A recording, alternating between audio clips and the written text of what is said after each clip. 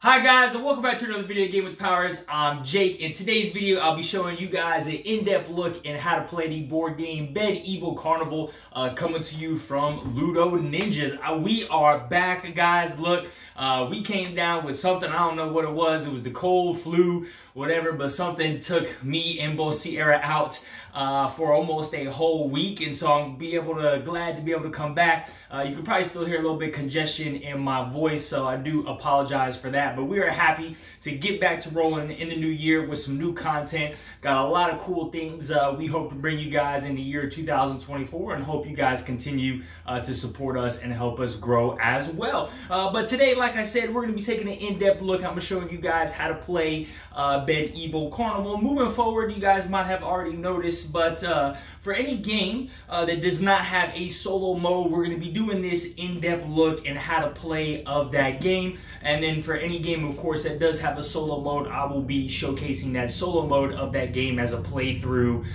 instead of doing a how to play. So let's go ahead and go down to the table where we're going to take a look at Bedeville Carnival. All right, guys, so down here at the table, we have Bedeville Carnival. Now, this is the collector's box edition. This was the only edition available on Kickstarter when it was some time ago.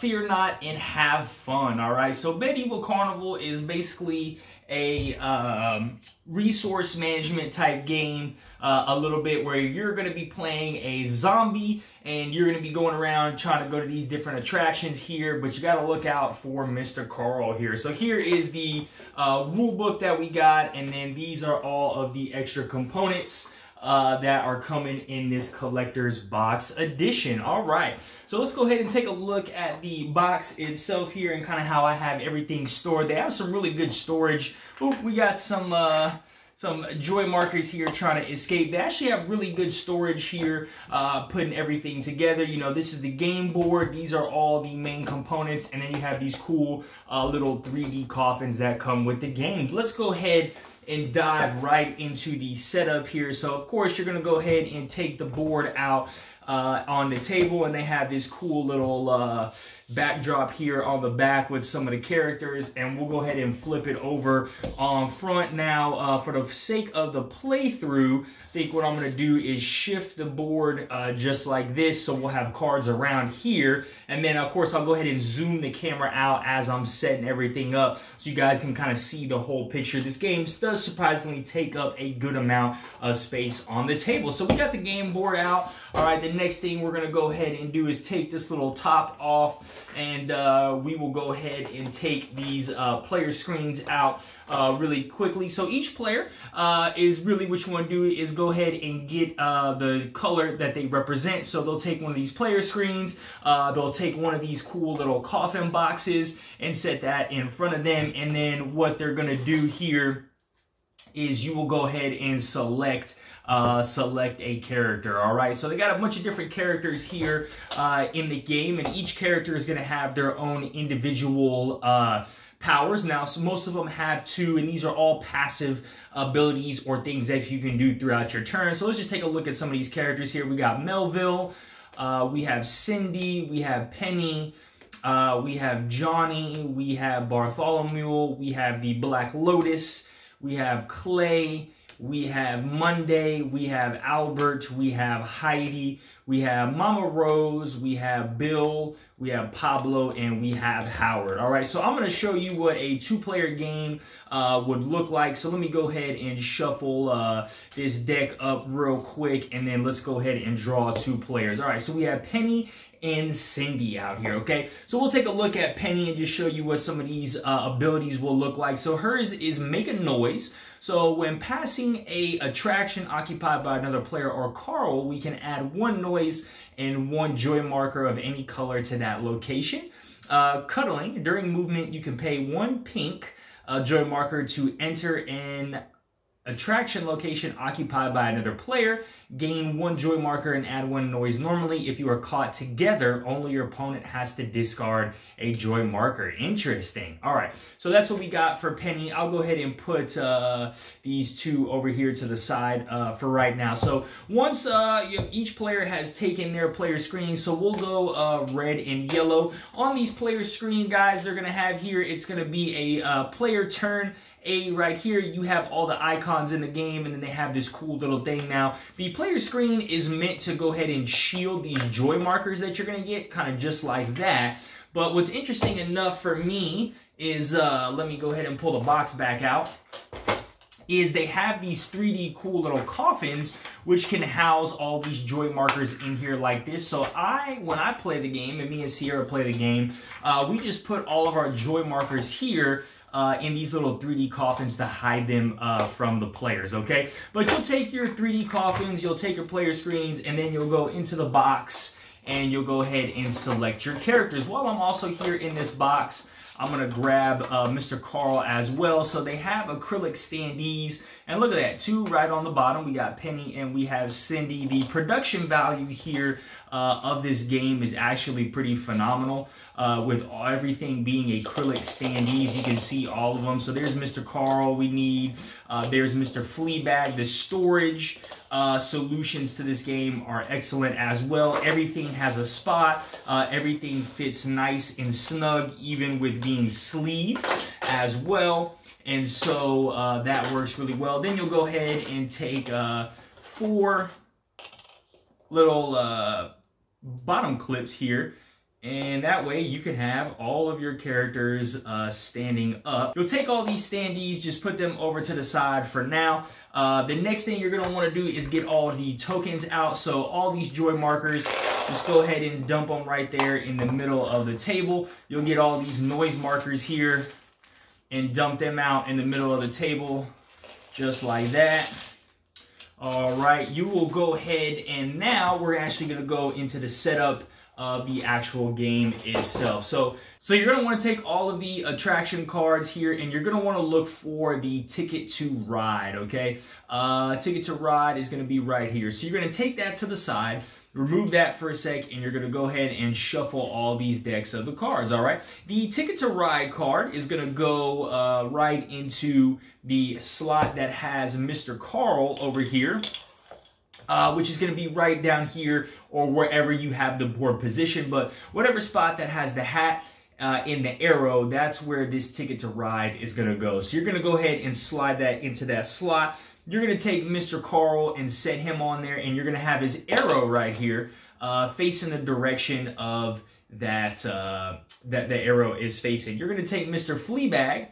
With his arrow, you're going to point it in the opposite direction. So it should look something just like that if you're looking at it from the top right there. So we'll go ahead and do that like that. Once I get the rest of the board set up, like I said, I'll go ahead and zoom out on my camera here. All right, so now what you're going to do is take the rest of this deck, and you are going to slot an attraction card in every single spot for this game. Again, I'm setting up a 2-player game, so I would not set a card there. We're going to go here. We're going to go here, we're going to go here, and we are going to go here. All right. Actually, got one more spot right there. All right. So during the setup, guys, if you were ever to encounter the Castle of Dread card, which is right here, you would not place that out. You would remove it and draw another card. I do not know the reason why. It just says it in the rule book.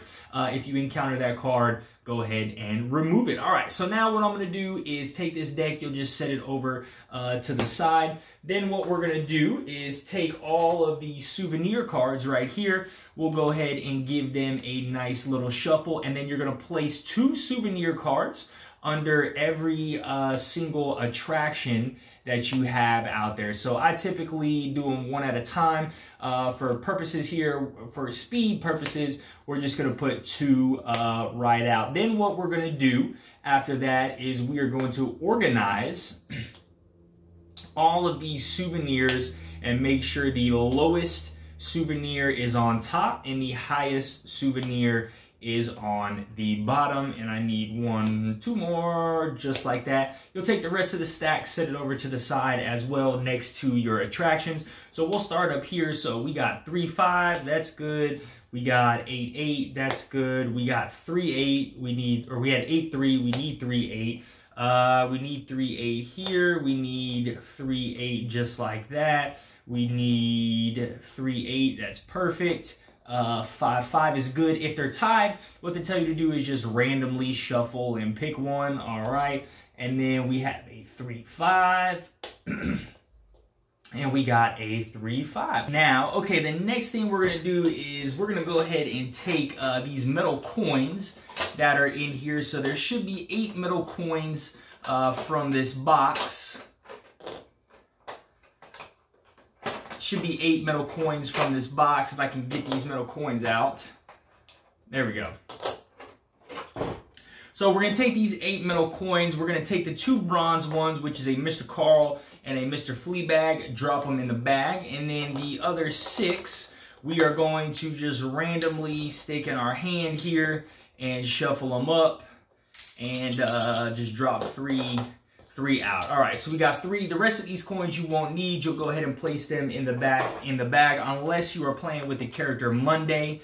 Then you will determine that. So you got the bag is set up. All right, the next thing you're going to do is pick the first player. So the first player is going to get this nice little fancy super metal ticket. So for the purpose of this playthrough, let me put over here, you guys should be able to see Cindy and Penny over here. We're going to go ahead and make Cindy the first player here. And so Cindy's going to be the first player, and then what will happen now is every player is going to take 1 joy marker of their choice. So Cindy will take a pink, and Penny will take a pink as well because she likes pink.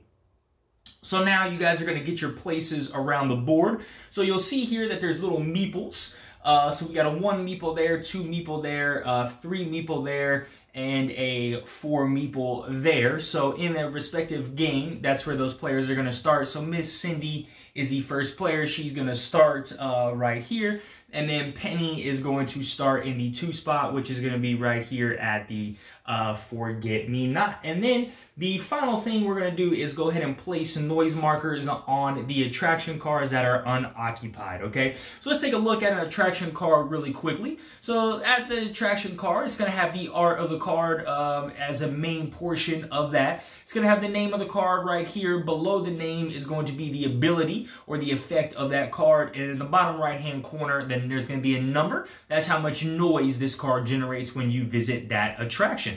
So an attraction is considered unoccupied if there is nobody on that. Now, Mr. Fleabag here does not count as occupying an attraction. So if Mr. Fleabag is on an attraction, just like that, this attraction is still considered unoccupied, okay? Mr. Carl and characters are the only thing that counts as occupying an attraction. So we'll go ahead and go around the board here and put all of these attraction markers, or these noise markers actually, on their respective spots around the board. Okay, so that is pretty much all of the setup. You guys are now ready to go into what an actual turn will look like. So before you take your actual turn, you have 2 optional steps that are available to you, and you can choose one of 2 things, all right? The first thing it's going to do is exchange a joy marker of your choosing, all right? So for example here, let's say Cindy,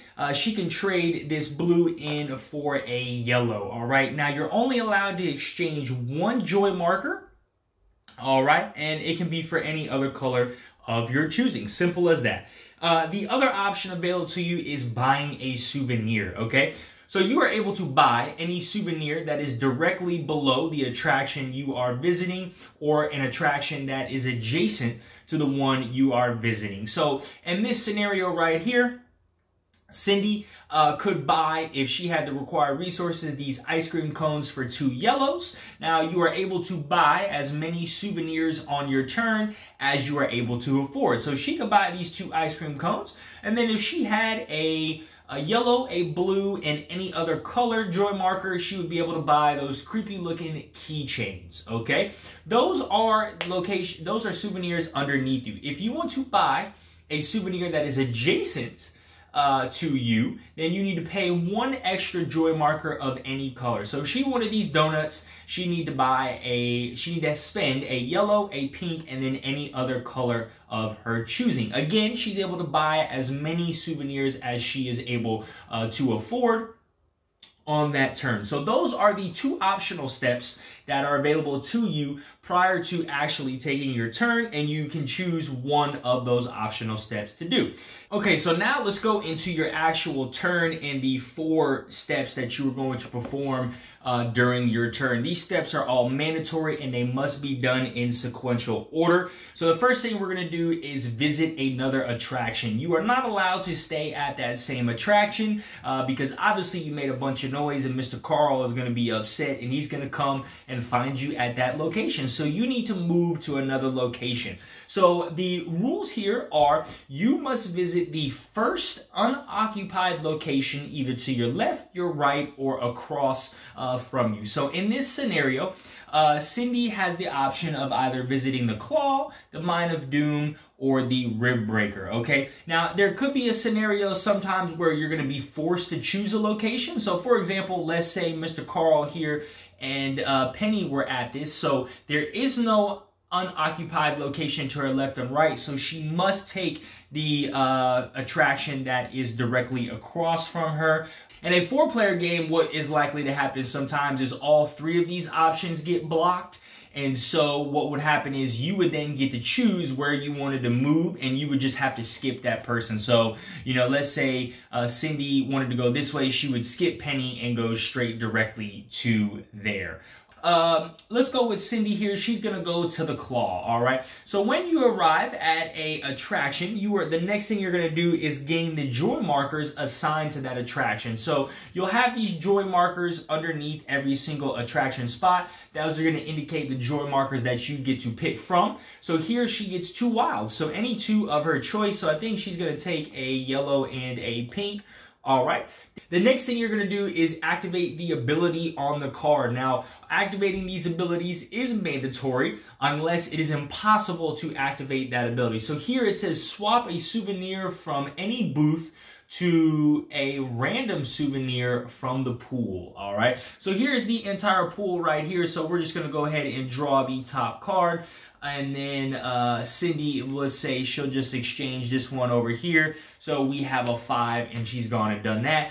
And then the last thing she's going to do is add a noise marker to that attraction. So she adds 1 noise marker there, okay? The final thing you're going to do on your turn is you're going to take this bag, shuffle it, and you're going to draw a token from the bag, okay? Whatever is on this token is what you're going to do. So in this scenario, Cindy is going to place a joy marker on that respective location right there. That's what that signifies for that one. And then this token is going to stay in the middle. And I'll dive more into this bag in a second. But that is essentially everything you are going to do on your turn. All right, now let's take a look at this bag. So there's 5 tokens in this bag.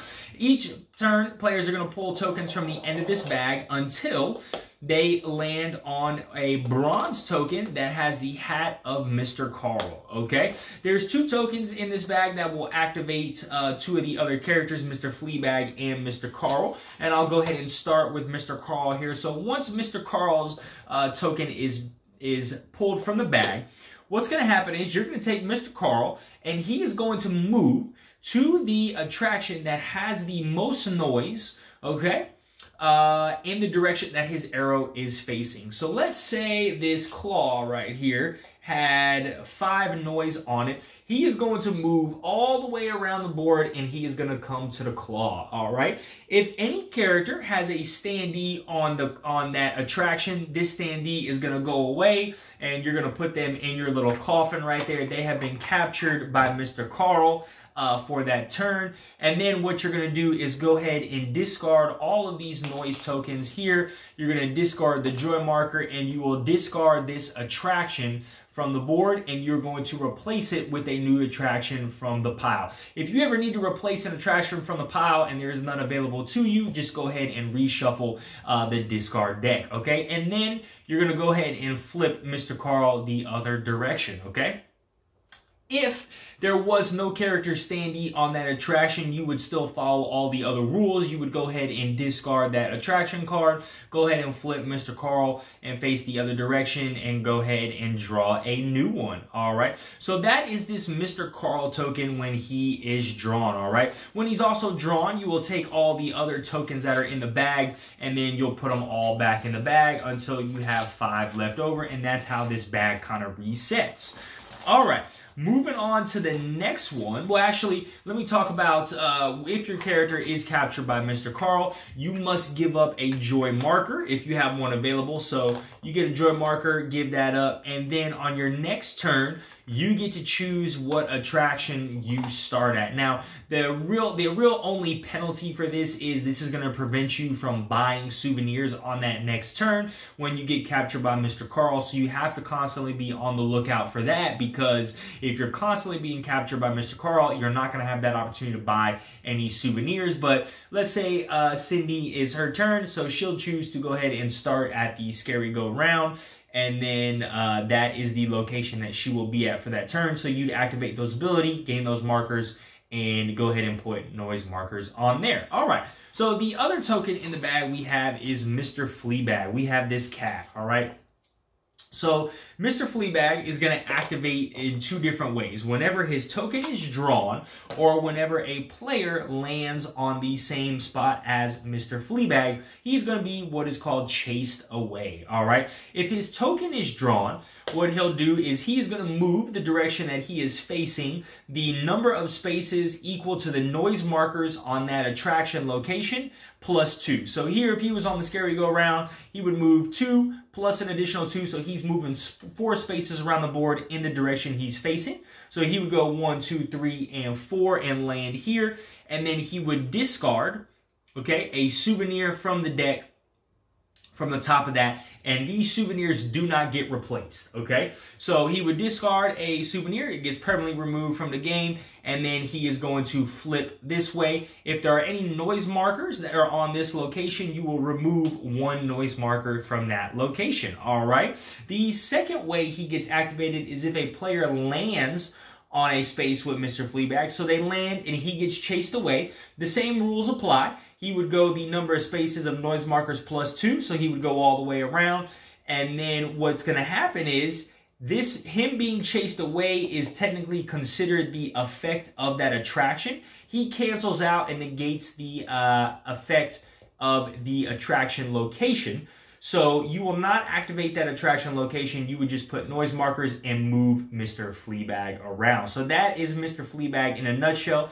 That is how he is activated. All right. And that is pretty much everything you guys need to know on the game. What's going to happen is you guys will take turns one at a time, moving around the different locations, collecting joy markers, buying these souvenirs until there is only 1 souvenir deck remaining. At that point in time, it will trigger the end of the game. You must make sure everybody has had an equal number of turns. Once everybody has had a equal number of turns, then what will happen is the game will be over, and you will score victory points based on all these souvenirs that you have collected. You will also gain 1 victory point for whoever has the most blue, whoever has the most pink and most yellow. Those people will get 1 victory point each, and then you will get 2 victory points for every grouping of 3 joy markers that you have available to you.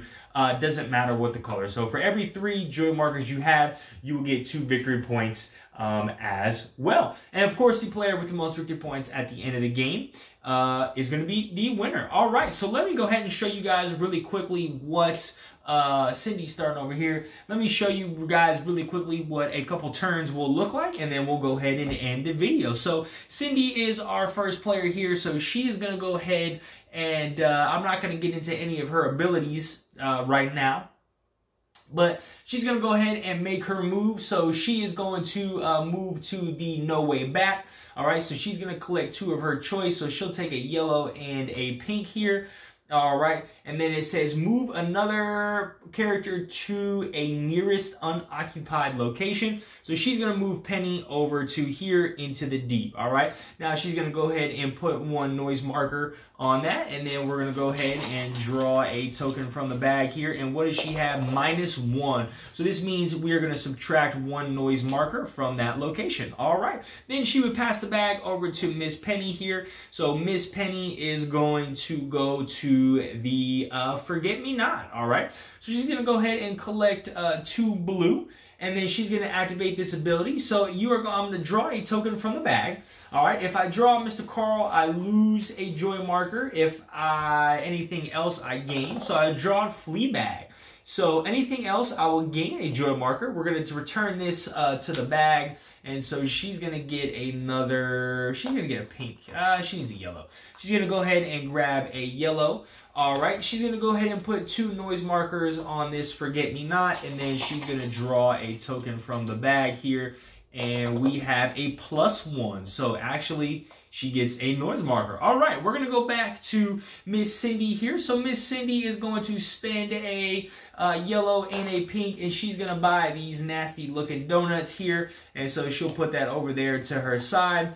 And then let's see where Miss Cindy is going to go. She's going to go to the eyeballing. All right, so it says add 2 noise markers from the pool to each neighboring attraction. So 1, 2, and 1, 2. All right, she also needs to pick up a blue and a yellow, and then she's adding 1 noise marker to eyeballing.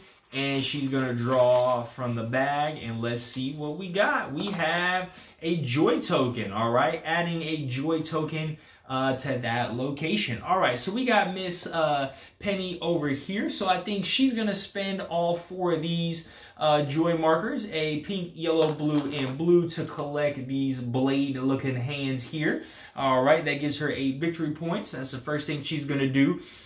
She is actually going to move over to the No Way Back here, and she's going to move a character to the nearest unoccupied location, which is going to be Cindy over there. All right, she's going to add 1 noise marker to that location. She gets her choice of 2, so she'll take 2 yellow, and then she is going to draw a chip from the bag here. Let's see what we got. We have Mr. Fleabag. All right, so Mr. Fleabag is going to move 1 and 2. All right, he's going to reduce a joy marker. He's going to discard this from the deck, and then he's going to flip over. All right, so there is only 1 token left in the bag. That would be Mr. Carl. So let's just say that Miss Penny here drew Mr. Carl. So what he would do is, like I said, he would go around the board to the location with the most noise. So we have 4. So Mr. Carl would move all the way to this No Way Back, right? He would go ahead and discard all of this, discard this attraction location, put a new one in there, and then he would turn right there. And then what you would do is take all of these coins right here and drop them back into the bag. All right, guys. Well, look, that is essentially how to play Bedeville Carnival, the board game coming to you from Loodo Ninja here. If you guys enjoyed this content, please go ahead and drop a like. If you are not subscribed to our channel, please go ahead and subscribe so we can keep bringing you more awesome content. And as always, guys, y'all have a good one. Bye.